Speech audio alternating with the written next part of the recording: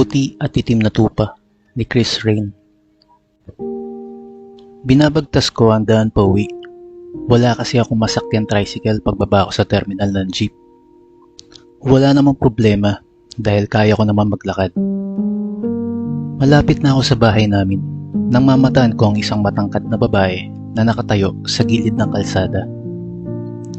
Tumakbo ako agad sa direksyon niya upang pigilan siya sa nais niyang gawin, ang tumalon sa maruming ilog. Buong lakas ko siyang hinila. Nagpupumiglas ang babae sa aking bisig.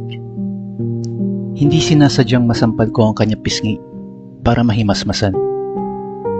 Bigla itong umupo sa simento. Kumagulgol ito ng iyak. "Miss, ano bang dahilan mo para tumalon sa ilog?" Nag-aalala kong tanong sa babaeng miserable. Bumagsak kasi ako sa major subject ko sa accountancy. Wala ako sa graduating list kaya itinakul ako ng pamilya ko. Ramdam ko ang sakit at dagok na pinagdadaanan ng babae. "Mabuti na lamang at may nakasagip pa sa'yo. Mali ang nais mo, miss. Diyos lamang ang may karapatan kumitil ng buhay. May rason siya sa lahat ng problema na kinakaharap natin. Manalig ka sa Diyos at tutulungan ka niya." Hinugot ko ang panyo sa aking bulsa at inabot sa kanya. Kinuha niya ito at pinunas sa kanyang muka. Namukhaan ko agad siya nang hawiin niya ang magulong buhok na tumabon sa kanyang muka.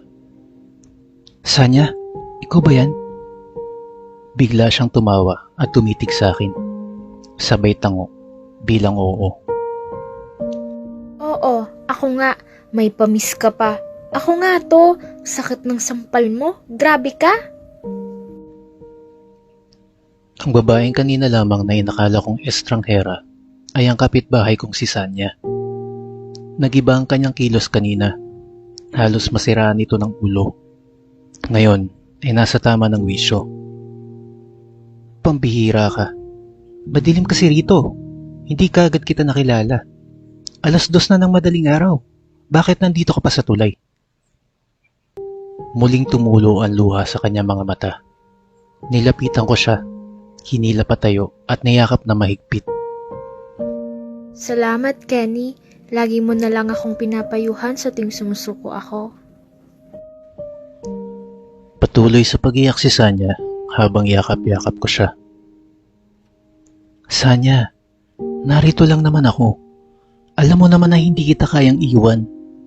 Kahit alam kong hindi tayo pwede, mananatili ka sa puso ko dahil mahal na mahal kita." Mas lalong humigpit ang yakap namin sa isa't isa. Kenny, magdahana na tayo.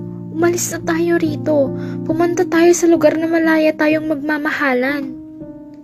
Pagsusumamong wika niya sa akin. Napakamot ako sa ulo. Hindi ko alam kung anong aking sasagot. Gustuin ko man, pero alam mong hindi ganun kadali. Ampon ka na mag-asawang Muslim at ako naman ay anak ng pastor. Panigurado magkakagulo. Nadismaya si Sanya sa aking sagot. Nakikita ko ang labis na sakit na pinupukol na kanya namamagang mata sa akin. Kenny, tinakul na nga nila ako. Bakit ba ayaw mo akong pagbigyan? Tatalo na lang ako. Tototohanin na yata ni Sanya at nagbanta ito sa akin. Pinigilan ko siya. Sa pagkakataong ito, gumamit na ako ng malakas na puwersa. "Sanya, kung akala mong walang nagmamahal sa'yo, wag na wag mong iisipin yan. Dahil nandito ako at ang Diyos, mali ang pagpapatiwakal." Kumalma si Sanya matapos ko siyang sigawan. Lumawag na rin ang pagkakahawak ng aking kamay sa kanyang bewang. Humarap siya sa akin at sinila ko ng halik sa labi. Wala akong lakas tumutol. Tumagon ako sa hamon niya. Naghalikan kami ng todo. Nilapit namin ang aming katawan sa isa't isa. Ramdam ko ang uhaw ni Sanya sa bawat galaw ng kanyang labi. Nais niyang punan ko ang hinihingi niyang pagmamahal. Kenny, bakit ka bumitiw? Dismayado niyang sabi. Nagtatanong ang kanyang mga mata kung bakit kumawala ako sa labi niya. Sanya, baka saan pa mapunta itong ginagawa natin? Mag-uumaga na. Mabuti pa, sa bahay ka na muna tumuloy. Sumagap ako ng hangin dahil sa pakiramdam ko ay kakapusin ako ng hininga. Grabe makahalik si Sanya. Para akong kakainin ng buo. Hinubad ko ang suot kong itim na leather jacket at pinasuot ko sa kanya. Hawak kamay kaming naglakad pauwi. 6:00 ng gabi ang pasok ko bilang call center agent. Sa umaga, tulog ako at nagpapahinga. Pero paano ako makakapagpahinga kung itong babaeng kasama ko ngayon sa aking silid ay isang nagliliyab na apoy, isang temptasyon. Kasalukuyang nakapatong ngayon si Sanya sa aking katawan at pinipilit akong halikan sa labi. Tinulak ko siya ng mahina. Mahinaon ko siyang inawat. Sanya, wag mo sanang masamain, pero mali ang nais mong gawin. Alam ko malaki ang problema na dala-dala mo ngayon, pero tandaan mo mahal, hindi sagot ang pagkikipagtalik para mapunan nito ang sakit at sugat sa puso mo. Mahal ka ng Diyos, habang may buhay, may pag-asa. Nahiya siya sa kanyang ginawa. Tumayo at tinayos ang sarili.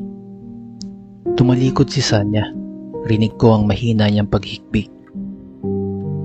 Mahal, alam ng Diyos kung paano ko pigilan ang sarili ko sa iyo.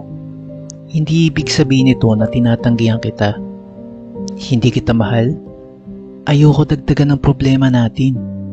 Lalo pa at Islam ang relihiyon na dala mo. Isa itong kalapastanganan. At ito ay hindi tama maging sa paniniwala ko. May tamang panahon para sa lahat.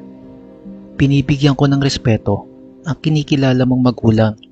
Higit sa lahat, malaki ang respeto ko sa iyo.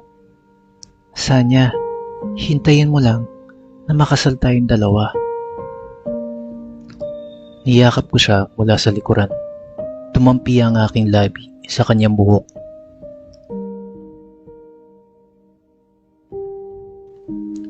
Naganap ang kinatatakutan namin pareho ni Sanya.